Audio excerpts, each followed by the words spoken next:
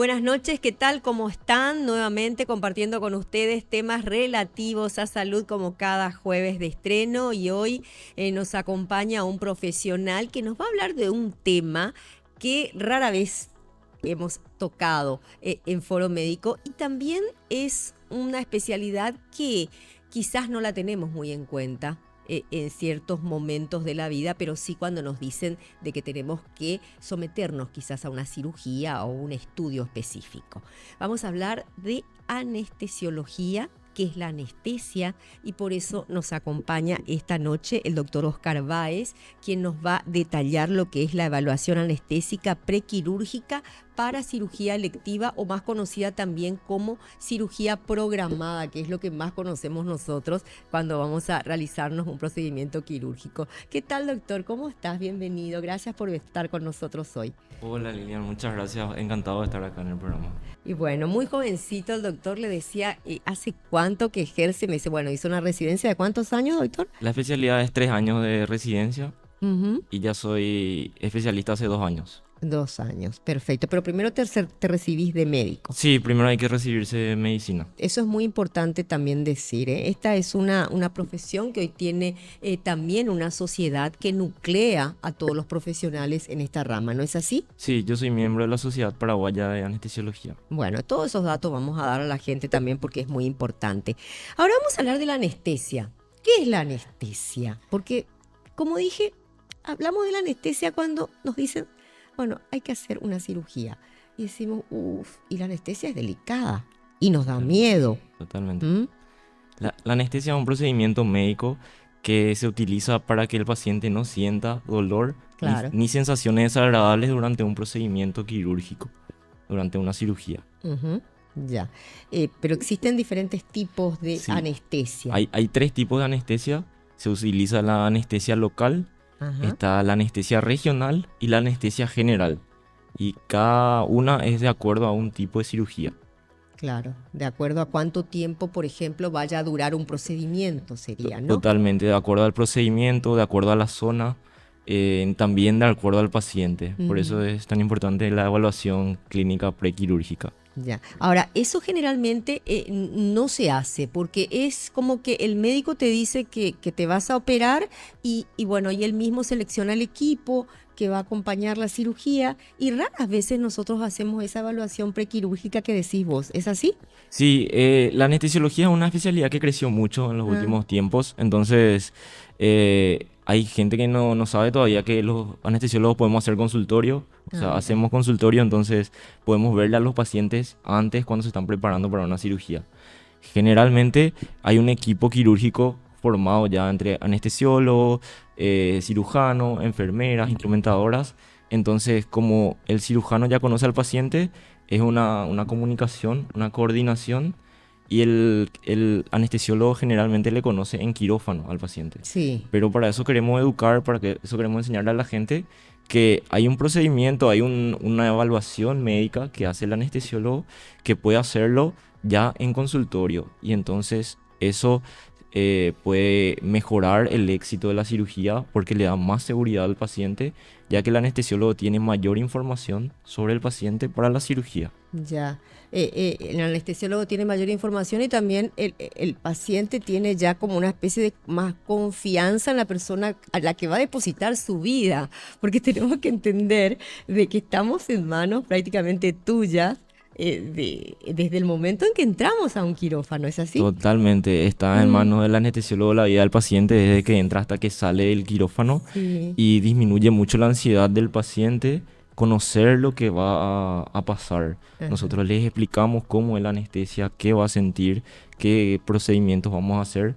Entonces, ese conocimiento ya mejora la ansiedad del paciente. Qué bueno está esto de que desde la sociedad se impulse este tipo de contacto con el paciente, doctor. Sí, la anestesiología, como te digo, en los últimos tiempos ha crecido mucho, entonces también basado en la medicina, nosotros tratamos al paciente como un todo, o sea, y la anestesia es individualizada, es personalizada, entonces nosotros evaluamos a los pacientes y decidimos, tomamos conductas quirúrgicas y anestesiológicas de acuerdo al tipo de pacientes. ¿Cuántos anestesiólogos hay en Paraguay? El número exacto no podría decirte. Somos creo que un poco más de 300 miembros en la sociedad paraguaya. Dentro de la sociedad. Dentro de la sociedad paraguaya. La mayoría está concentrada en Central, Asunción y Gran Asunción. Y hay menos anestesiólogos en el interior. Yo estoy trabajando en el interior también. Estoy en San Juan Bautista Misiones.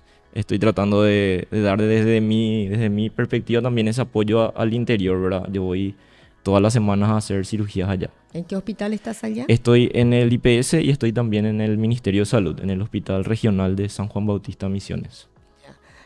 Hay que decir que la sociedad nuclea a los profesionales que están certificados y eso es muy importante también a tener en cuenta a la hora de elegir un profesional o un anestesiólogo si vamos a someternos a algún procedimiento quirúrgico. Sí, pasamos un proceso de certificación y recertificación. Tenemos actualizaciones de acuerdo a cierto tiempo. También participamos en congresos. Es una especialidad que creció mucho en los últimos años, también dado la tecnología, el avance de la tecnología, el profesional, el anestesiólogo utiliza ecografía, utiliza videolaringoscopía, o sea, utiliza instrumentos muy tecnológicos que ayudan a la seguridad del paciente. Y eso creció mucho en los últimos años. O sea, que evolucionó mucho la especialidad. La especialidad evolucionó mucho y da de más... De la mano de la tecnología. De la mano de la tecnología, el uso de fármacos. Utilizamos fármacos que son más seguros. Entonces, la anestesia hoy en día es más segura. ¿Cómo se puede evaluar una anestesia segura? Y ¿Cómo miden ustedes eso? El paciente tiene que tener una amnesia, que significa que no tiene que recordar del procedimiento quirúrgico. Cuando se somete a anestesia general, el paciente no debe recordar ni sensaciones desagradables ni dolor. Entonces, un paciente que se somete a cirugía tendría que salir a sala sin dolor, tiene que salir con buena... nosotros utilizamos fármacos antieméticos, o sea, para que no produzcan vómitos, náuseas. Entonces, tiene que salir sin dolor, con buena antiemesis. Y también lo que hacemos en quirófano la cirugía es un estrés. Entonces el anestesiólogo se encarga de que el estrés sea el mínimo posible, que la cirugía sea lo más normal posible, porque la cirugía va a producir dolor de por sí. Pero con los fármacos nos encargamos de que eso, de tratar de aproximar a lo que es fisiológico. Fisiológico significa lo que es normal en el cuerpo humano. Entonces el anestesiólogo se encarga de tratar de que la cirugía sea lo más fisiológica posible, que no le duela, que no se acuerde de nada, que esté cómodo. Ya. La evaluación también permite determinar si la persona puede o podría tener alguna reacción alérgica. Me imagino, porque se le somete a estudios para saber eso, ¿no? Sí, siempre preguntamos sobre alergias. Las medicaciones que generalmente nosotros utilizamos, sabemos cuáles podemos utilizar en bolo, le llamamos que son infusiones directas, pero la mayoría de los medicamentos utilizamos en un goteo lento para ver si es que hay alguna reacción al fármaco. Ya. La anestesia siempre genera mucho temor. Totalmente, sí. O sea, yo creo que dentro de un procedimiento quirúrgico, lo que uno no le teme tanto a la cirugía, sino a la anestesia. Así que eso vamos a hablar en el otro bloque, ¿sí? Sí, entonces, sin problema. Vamos a desmitificar un poquito esto y también vamos a llevar un poquito más de confianza a la gente que quizás vaya a someterse a algún procedimiento o algún familiar, no sé, para generar más confianza en este campo. Así mismo. Sí, bueno, ¿me permitís, doctor? Vamos a ir a una pausa comercial muy breve, agradeciendo como siempre a Biotic Pharma Calidad de Innovación por apoyar este programa. Vamos a hacer un corte muy breve y enseguida regresamos.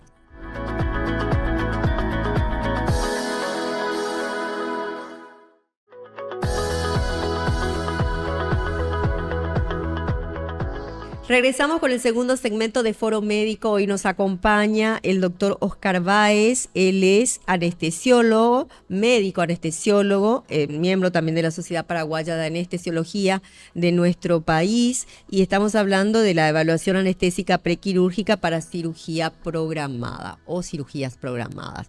Y le preguntaba yo en el bloque anterior, ¿cómo perdemos ese miedo? Porque seguramente usted en casa tiene temor si se va a someter a una cirugía siempre. Lo primero que piensa es, lo primero que preguntamos es cirugía general o parcial o peridural, y a la general es a la que más miedo le tenemos. Sí. ¿Por qué? Porque es cierto que nos inducen a la muerte ustedes. Ese es el concepto que tenemos en la cabeza. No, gracias a Dios no. Es como si fuera que estás muerto ahí, Gracias. como que no sentís nada. Gracias a Dios no. Prefiero, vamos a decir que le dormimos al cerebro. Es Por- una sedación profunda. Es una sedación profunda, sí. Se Ya. utilizan varios fármacos. Es cierto que el paciente deja de respirar porque nosotros utilizamos relajantes musculares. Eso significa que paralizan los músculos. ¿Y está intubado el paciente? Por eso tenemos que intubarlo al paciente. Y Tenemos es que- parecido a lo que te dije. Entonces, el paciente está asistido por ventilación mecánica durante el procedimiento y tiene que estar dormido, relajado y con una buena analgesia. Analgesia es que no sienta dolor. Entonces, usamos un fármaco para cada ítem que queremos lograr. No tiene que acordarse de nada, no le tiene que doler nada, tiene que estar relajado y también tenemos que proteger los reflejos que el cuerpo humano tiene de por sí. Entonces, eso se llama protección neurovegetativa. Entonces, con esos fármacos logramos también esa protección que es, como te decía, para que sea lo más normal posible. Ese estrés quirúrgico que es la cirugía, que que no sea demasiado, que no varíe mucho el funcionamiento del cuerpo humano. Ujú. ¿Y qué importancia tiene el tiempo o la duración de la anestesia? Sí, el tiempo quirúrgico, obviamente solemos decir la anestesia no es vitamina, entonces el tiempo quirúrgico influye. Si cuanto menos anestesia tenga es mejor para nosotros y para el paciente. Entonces, cuando hay profesionales que se dedican mucho, como son los profesionales especializados, ganan tiempo quirúrgico. Entonces las cirugías son más cortas, el paciente está expuesto a menos anestesia, a menos fármaco. Ahora se utiliza procedimientos que se llaman procedimientos mínimamente invasivos. Ya no se hacen esos cortes enormes que se hacían antes. Ya se utilizan unos trócares, se llaman, que son como unas camaritas y unas herramientas que tienen 5 centímetros, 10 centímetros.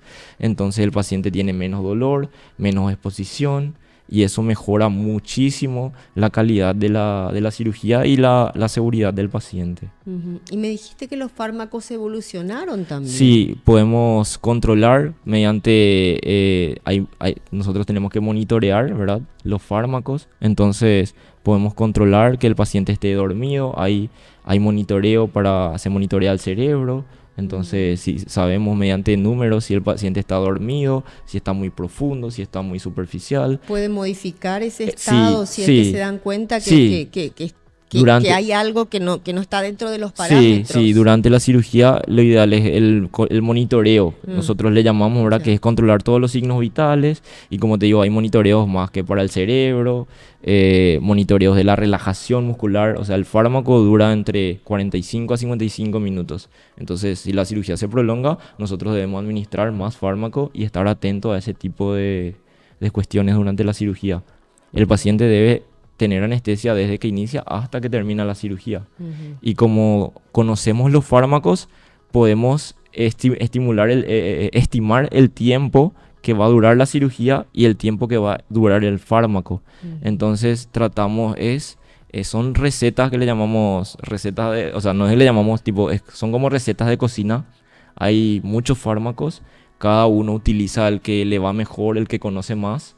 Entonces se utiliza un poquito de este, para lograr una sinergia, se llama, que son menos dosis pero que hagan más efecto. Entonces se utilizan distintos fármacos y como conocemos el tiempo, cómo actúa, podemos determinar que va a terminar la cirugía, va a acabar el fármaco y el paciente va a despertar. Ujú. ¿Y qué rol juega el umbral del dolor del paciente en la anestesia? Sí, totalmente. Hay pacientes que son un poco más resistentes al dolor.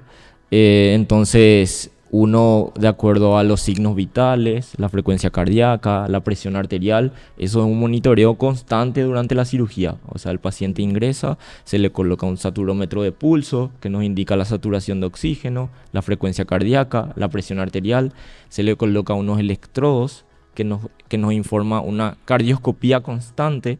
Es como un electrocardiograma en tiempo real. Entonces nosotros estamos viendo el corazón, cómo está funcionando en tiempo real. Entonces, si hay algún aumento del dolor, va a haber un aumento de la presión arterial, un aumento de la frecuencia cardíaca y nosotros debemos intervenir. Está monitoreando permanentemente. Permanentemente durante toda la cirugía. Ya, ¿qué puede complicarse? ¿Cómo puede complicarse una anestesia? Porque hemos oído muchas veces que hay casos y eso también es lo que hace que la gente le tema aún más a las anestesias, a todo lo que tenga que ver con el procedimiento de anestesia. Sí, por eso la anestesia tiene que ser personalizada a cada paciente, ¿verdad? Nosotros evaluamos mucho lo que es la vía aérea porque el paciente como no respira tiene que ser intubado, entonces puede haber complicaciones en la intubación. Hay intubaciones muy difíciles, entonces ahora ya hay muchos estudios que nos dan mucha información que podemos prever que una vía aérea va a ser difícil. Entonces podemos estar más preparados, tener más herramientas y estar un poco más en alerta en ese tipo de casos, como también puede ser una vía aérea difícil no prevista. O sea, hay también protocolos que nosotros, algoritmos que debemos seguir para ese tipo de casos. Entonces, todo procedimiento quirúrgico tiene sus riesgos. Tiene sus riesgos. Pero están los pacientes de riesgo también. Claro. Me decís un paciente asmático, un paciente con problema cardíaco. Me imagino que ellos requieren un mayor control. Sí, y es el equipo quirúrgico, o sea, el evaluarle bien al paciente, el cirujano, el anestesiólogo, el clínico, ¿de acuerdo? El cardiólogo. Entonces, para para cirugías programadas, que son las que no son de urgencia, ¿verdad? Que uno tiene un tiempo para programar, optimizarle al paciente, si tiene que mejorarle o sea, aumentar una dosis de una medicación o suspender, todo de acuerdo al paciente. Eso es lo que podemos hacer en la evaluación clínica y anestesiológica prequirúrgica. Entonces, y mejoramos las condiciones para la cirugía para el paciente. Entonces, todas esas cosas suman para el éxito de la cirugía. Claro, estamos hablando de una evaluación prequirúrgica donde estamos ante una cirugía programada. Pero ¿qué pasa en los casos de urgencia donde hay que salvar la vida del paciente? Sí.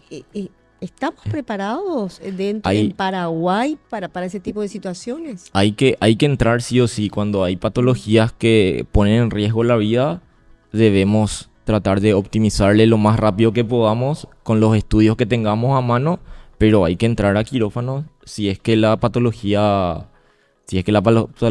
amerita, ¿verdad? Claro, caso de accidente, por ejemplo. Accidente, claro. Generalmente un accidente podemos incluso entrar sin ningún laboratorio. O sea, el paciente entra de la calle al quirófano. Claro. Entonces vemos todos los parámetros que podemos hacer, que podemos mejorar con lo que tenemos, claro, de acuerdo a la urgencia. Por ejemplo, una cirugía de apendicitis es una urgencia, pero nos da 2, 3 horas, 5 horas para mejorarle al paciente. A no ser que venga con una peritonitis ya. Por eso es porque hay veces que ya llegan con esos cuadros. Sí, sí. Sobre todo sabiendo que la gente va a última hora en todo. Sí. Sí, piensa que es un dolor y empieza con el tecito y después resulta que es otra cosa. Sí. Y son cuestiones que el anestesiólogo también tiene muy en cuenta.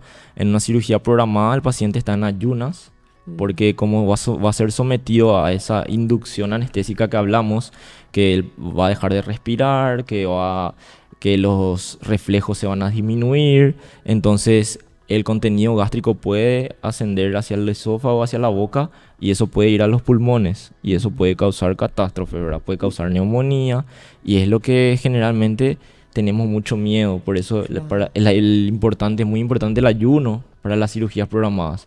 En unas cirugías de urgencia o emergencia, eso nosotros tenemos en cuenta, utilizamos otro tipo de técnicas para hacer, aunque el paciente haya comido algo, tuvo un accidente, hay que hacer igual.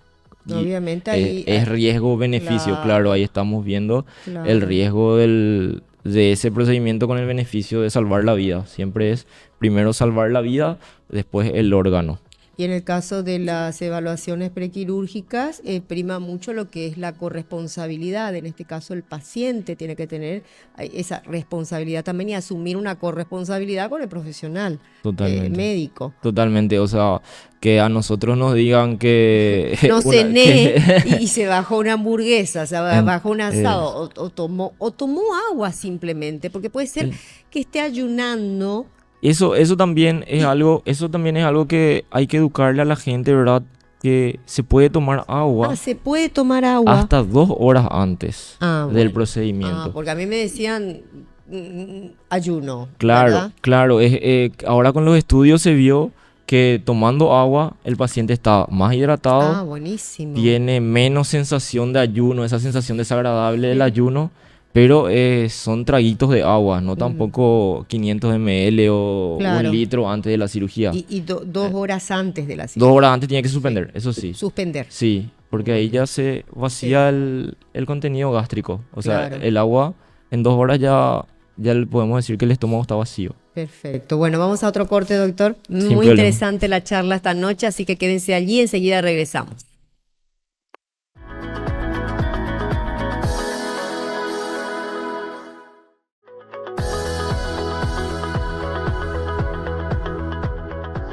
Regresamos con el tercer bloque de Foro Médico y hablando de evaluación anestésica prequirúrgica para cirugía electiva nos acompaña el doctor Oscar Báez, médico anestesiólogo. Él es médico cirujano por la Universidad Nacional de Asunción y tiene un posgrado y especialización en anestesiología y reanimación. Esa parte vamos a hablar después de reanimación. Podemos hablar, sin Podemos problema. hablar también. Sí. Ahora, me gustaría clasificar los tipos de anestesia. Sí. Porque hablamos de la general inicialmente, pero hay otros tipos de anestesia, ¿no? Sí, hay otros tipos de anestesias que son anestesias regionales y están las anestesias locales, ¿verdad? Las anestesias locales son generalmente donde se utiliza anestesia local para hacer algunos pequeños puntos de sutura. Por ejemplo, te cortas el dedo, te cortas la mano, la cabeza, la pierna. Ahí se utiliza solamente anestesia local, generalmente, para la zona. Pero hay otros tipos de cirugías, por ejemplo las cirugías traumatológicas, donde hay fracturas, entonces, y compromete a una región, por ejemplo el miembro superior, el brazo, las piernas, los tobillos, la tibia, entonces ahí se hacen anestesias regionales. En la zona donde está el dolor. Sí, donde se va a hacer la cirugía. Entonces está anestesiado solamente de una región. Está la anestesia raquídea, que es una anestesia que se pone anestésico local en el líquido cefalorraquídeo que está dentro de la columna vertebral. ¿Es lo que conocemos nosotras las mujeres como la peridural? Es que antes se utilizaba la peridural. Eso evolucionó un poquito, entonces ahora también se usa para otro tipo de procedimientos. Para la anestesia en embarazadas, la anestesia raquídea es la recomendada. ¿Qué diferencia hay entre una y otra? Una llega hasta el líquido cefalorraquídeo. El líquido cefalorraquídeo es el líquido que envuelve a la médula que está dentro de la columna vertebral. Y eso está inclusive en contacto con el cerebro. O sea, el cerebro está flotando en un líquido que se llama líquido cefalorraquídeo. Entonces, lo que hacemos es insertar una aguja muy finita en la columna vertebral. Generalmente es muy baja la punción. Y ahí se pone una cantidad controlada de anestésico local. Y la médula espinal es como un nervio. Entonces... Claro. Se bloquea la médula espinal y el paciente no le llega información al cerebro, no le llega información de abajo del dolor, ni el cerebro no puede mover las piernas, por ejemplo. El cerebro no puede enviar información. Es que parece como que se desencaja tu pierna absolutamente de tu cuerpo, de tu cadera, por ejemplo. Totalmente, no llega la información. Sí, no llega la información de abajo hacia arriba ni de arriba hacia abajo. Es terrible la sensación. Ahora, ¿por qué hay tanta gente que con ese tipo de anestesia dice que le quedó dolor en la zona?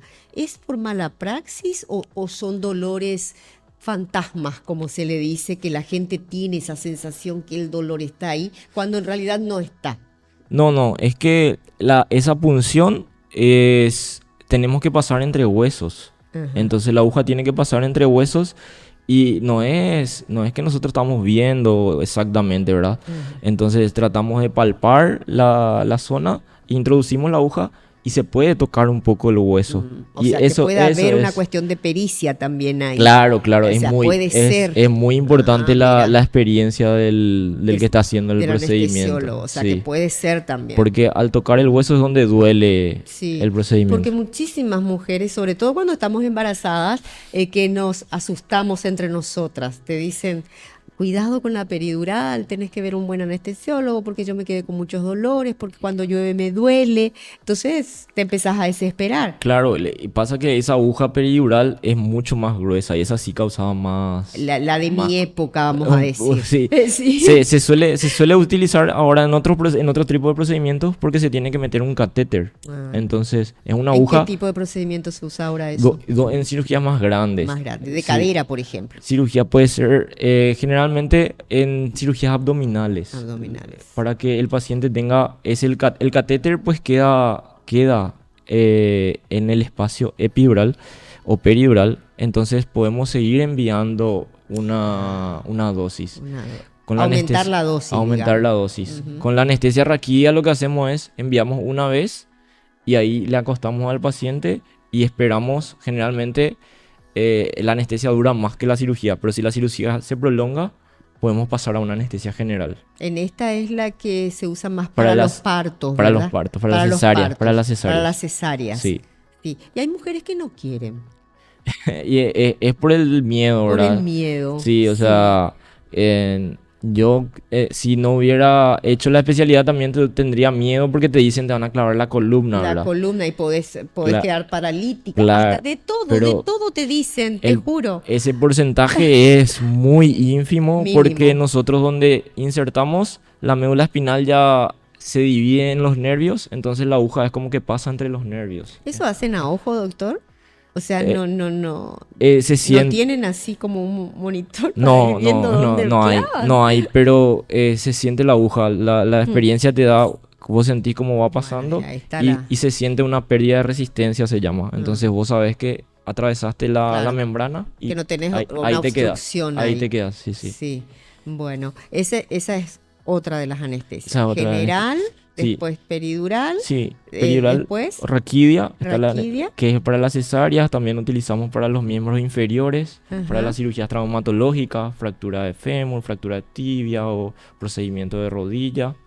Y también utilizamos lo que se llaman bloqueos nerviosos. ¿qué es? Los nervios son los que llevan información. Entonces, los nervios salen de la columna vertebral Ujú. y van a pasar acá, en esta región que se llama supraclavicular, pasan los nervios con una aguja y un ecógrafo. O sea, utilizamos la ecografía también nosotros. Ujú.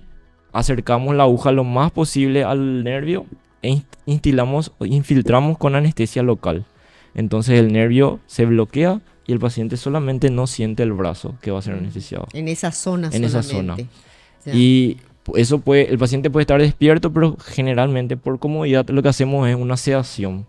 Una sedación es como una desconexión del paciente. El paciente está en un estado de somnolencia. Pero ve todo lo que pasa alrededor. No, ¿O no? de acuerdo a la dosis, nosotros le hacemos un poquito más de dosis y está dormido. Ah, está Pero si vos dormido. le tocas, le hablas, él se despierta y O sea, reacciona. está consciente. No está consciente plenamente. Pero siente el ruido de alrededor. Puede llegar a sentir, pero las drogas que utilizamos producen una amnesia anterógrada. Significa que una vez que nosotros inyectamos el fármaco, si el paciente está en una buena sedación, no se acuerda desde que le inyectamos hasta que pasa el efecto, hasta que se metaboliza el fármaco y termina el efecto. Son drogas muy fuertes, ¿no? Son drogas controladas, sí, Ajá. no se puede utilizar, no cualquiera puede utilizar. No tienen efectos colaterales en el organismo Sí, a puede- posteriori. No, generalmente no, en dosis controladas, como te digo, está muy avanzado, tenemos todas las dosis, de acuerdo, es todo kilopeso generalmente. Eso. Entonces las dosis son kilopeso, entonces Sí. utilizamos incluso en niños. Eso justamente vamos a hablar en el último segmento, eso y también para qué se utiliza la anestesia, porque estamos hablando de cirugías, de todo tipo de cirugías, pero también para estudios. Sí, se utilizan. Que son invasivos y que el paciente tiene que estar sedado. Sí, ¿Sí? también. Así que vamos a hacer otro corte, ¿sí? Brevísimo y enseguida regresamos.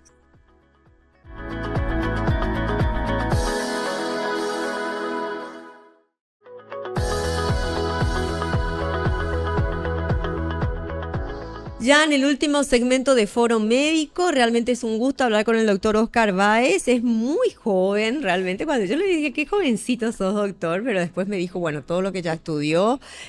Porque eso también, doctor, da una especie de temor hoy día. Y sobre todo a la gente adulta ya como yo, que se va y ve un chico jovencito, va a ser mi anestesiólogo. ¿Te pasó? Sí, ¿Te pasó? hay sentimientos encontrados. Algunos me felicitan y otros que le dan un poquito de miedo. Que da un poquito, ¿verdad? Por la juventud. Pero bueno, eso no quita la pericia y la dedicación y todo. Total. Y también en la juventud está el manejo de todo lo que tiene que ser. Está en la juventud. Sí, estos procedimientos, la La verdad que vista, todo. estos procedimientos hace 10 años no se hacían. Este tipo de anestesias que te estoy comentando. O sea, O sea, son sí, súper nuevos entonces. sí, son procedimientos Son mucho nuevos. más seguros. Sí, porque imagínate, antes para operar una muñeca había que hacer anestesia general.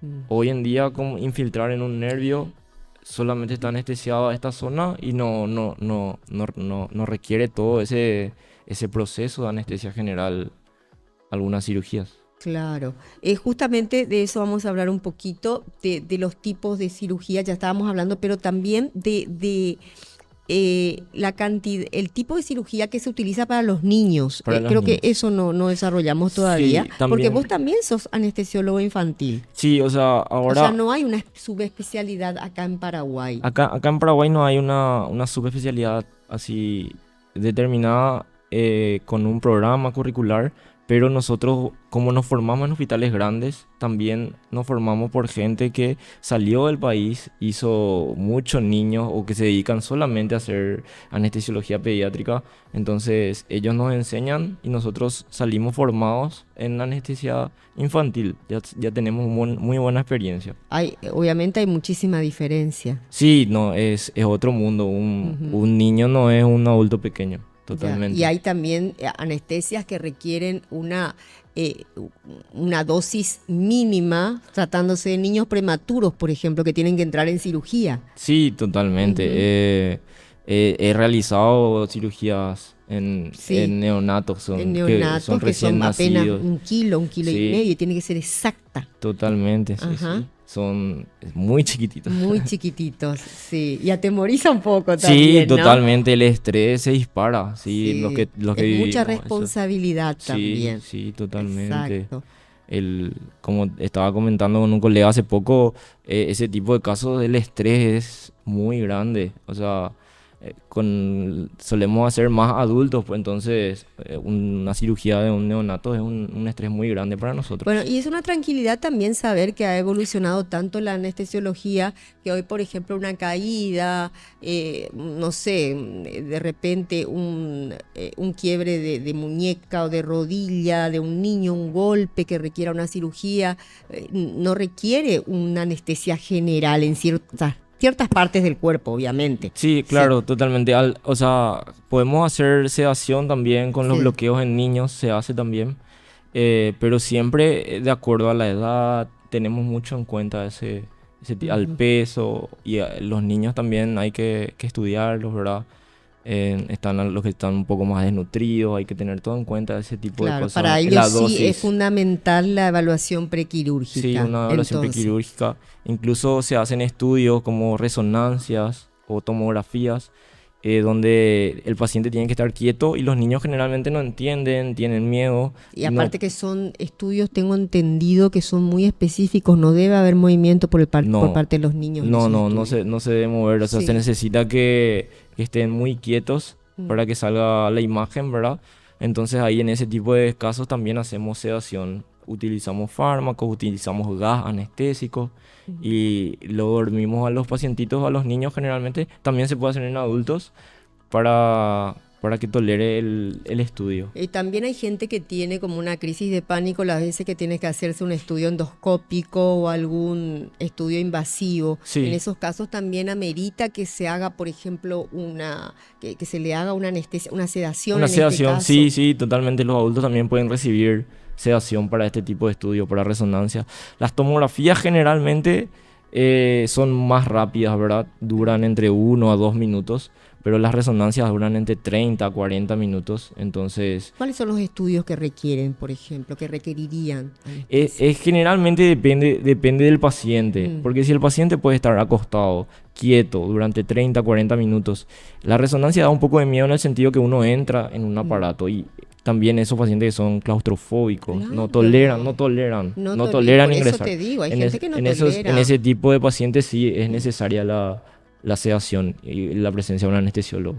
Claro, y en niños, En obviamente que niños. no van a quedarse quietos. Claro, no. Los niños es muy difícil que entiendan para que se queden quietos para el procedimiento. Perfecto. Y bueno, doctor, ¿qué otra cosa podemos comentar de tu especialidad? Vos hiciste esta especialidad también, tengo entendido, te especializaste y tenés un posgrado, ¿lo realizaste acá? Sí, lo hice acá en el Hospital de Clínicas. Ujú. Yo soy egresado de la Universidad Nacional de Asunción y el posgrado de la Universidad Nacional de Asunción, el hospital es el Hospital de Clínicas. Ujú. Como es un hospital de gran envergadura, nosotros recibimos pacientes de todo tipo, ¿verdad? Y también son las que donde se hacen los procedimientos más grandes, ¿verdad? Pero la necesidad es mucha de anestesiólogos en el país, porque me dijiste aproximadamente 300, Sí, quizás 500 podrían ser, pero los que están certificados y los que figuran dentro de la sociedad hay, son 300. generalmente hay un déficit de anestesiólogos, sí. Es un problema también. Hay una sobrecarga de trabajo, pero en el sentido que hay muchos hospitales que no tienen y derivan los pacientes. Entonces, se van derivando los pacientes a donde sí hay un anestesiólogo. Claro. Ujú. Hacen derivaciones. Sí. En el caso, por ejemplo, vos estás en el interior, Misiones, yo soy en Misiones, sí. Y ahí, por ejemplo, ¿cuántos anestesiólogos habría? No, y yo estoy solo Solo ahí, El día, ese. sí, el día de mi guardia yo soy el único anestesiólogo del Es hospital. una locura. ¿Te desbordaste alguna vez con cantidad de Eh, gente o no? Obviamente, como no son ciudades muy grandes, no hay tanto flujo de pacientes, pero hacemos lo que podemos durante las guardias, ¿verdad? O sea, pero sí nos llegan de otras ciudades, del mismo departamento. Ujú. O sea, los hospitales ya saben que en tal hospital no hay anestesiólogo y se deriva al paciente, que acá sí hay anestesiólogo. Doctor, vos dijiste de que evolucionaron las drogas también, ¿no? Sí. ¿En qué sentido? Hay fármacos nuevos, o sea que nosotros tenemos gases anestésicos, Ujú. hay gases anestésicos que ya no se usan más por la toxicidad, que están prohibidos hoy día, que ya no se usan más. ¿Y Y cuánto tiempo se usó? desde la antigüedad eran los primeros gases anestésicos. Esa es una cosa que de repente nos horroriza porque nos dicen ya no se usa más y ya te pusieron todo. No, pero generalmente nuestra generación ¿Eh? ya probablemente no haya Ya recibido, no, ¿verdad? ajá. Pero se utilizan gases que son menos tóxicos, se utilizan fármacos nuevos, cada vez hay mejores fármacos, entonces utilizamos drogas que son mucho más potentes que la morfina, por ejemplo, Ujú. y cada vez se van creando nuevas drogas. Ahora hay una nueva droga que se está estudiando. Incluso nosotros tenemos que volver a estudiar porque son drogas que salieron el año pasado, este año que se están estudiando. Bueno, doctor, ¿cuál es la recomendación que das a los pacientes que tienen que realizarse una cirugía? ¿Qué es lo que deben hacer a tu criterio para asegurar justamente el procedimiento y sobre todo para perder ese temor, porque juega mucho también lo emocional Sí. en un momento dado? Una persona que entra nerviosa a un quirófano no es lo mismo que una persona que entre con confianza y con tranquilidad. Y lo que les recomiendo es que hagan una buena evaluación, que sigan todos los pasos de una buena evaluación prequirúrgica, ¿verdad? Una vez hecho el diagnóstico por el cirujano, generalmente consultan con un clínico, donde les pide todos los estudios, un hemograma, un electro, y esos mismos estudios nosotros vemos, y si necesitamos más, solicitamos también información. Entonces, si por ejemplo una cirugía programada, generalmente solicitamos que vengan una semana antes, entonces si necesitamos más estudios, le solicitamos más estudios. Si hay que suspender medicamentos, porque hay pacientes que toman anticoagulantes, entonces Eso es muy importante, por porque eso- esos estudios son súper necesarios. por eso nosotros necesitamos los anticoagulantes de acuerdo al anticoagulante que toma, cuántos días debe suspender. Sí. Si hay que hacer alguna terapia, porque hay terapias no es que se suspende el anticoagulante. Cuando el paciente está tomando anticoagulante, se hace una terapia que se cambia por otro anticoagulante, después se suspende ese, se hace la cirugía y apenas se puede, se reinicia el anticoagulante. Claro. Entonces, una buena evaluación prequirúrgica nos ayuda bastante a la seguridad del paciente y disminuye muchísimo su ansiedad al explicarle lo que va a pasar. Y también cuando sabemos que toma el paciente, los medicamentos que toma, la presión arterial influye mucho, o sea... El cruce farmacológico, la diabetes. Todo. Entonces, tenemos gran cantidad de gente con esas patologías. La diabetes influye en la cicatrización, entonces el control de la glicemia. Entonces, los pacientes tienen que hacer su parte y tienen que... pero también seguido de un equipo médico cualificado, ¿verdad? Está muy bueno saber que hoy podemos hablar con un anestesiólogo antes de un procedimiento quirúrgico. Podemos decirle a nuestro médico, me gustaría conocer al anestesiólogo. Totalmente. O elegir yo al anestesiólogo. Sí, sin problema. Que él me evalúe. ¿Dónde atendés, doctor? Estoy en el Centro Integral de Especialidades Podológicas, en Asunción. ¿En dónde queda? No sé la dirección, les va a pasar. Bueno, pero igual los encuentran en Instagram. Centro Integral de Especialidades Podológicas. CIEP. Entonces los encuentran en Instagram y ahí está tu nombre también dentro del staff profesional. De anestesiólogo, sí. Y haces consultorio. Hago consultorio, sí. Perfecto. Entonces la gente puede seguir al CIEP en Instagram y bueno, y ahí lo encuentran también al doctor para cualquier eventualidad. Muchas gracias, doctor. Muchas gracias a usted por la invitación. Tiempo. Un gusto realmente. Muy contento, gracias. Bueno, nosotros nos vamos agradeciendo como siempre a Biotic Pharma Calidad de Innovación por apoyar este programa, también a Emi Cofier por el estilismo, a la doctora Lorena González de la Clínica Galema por la armonización facial y a ustedes muchas gracias como siempre por acompañarnos. Y será hasta un próximo encuentro aquí en Foro Médico.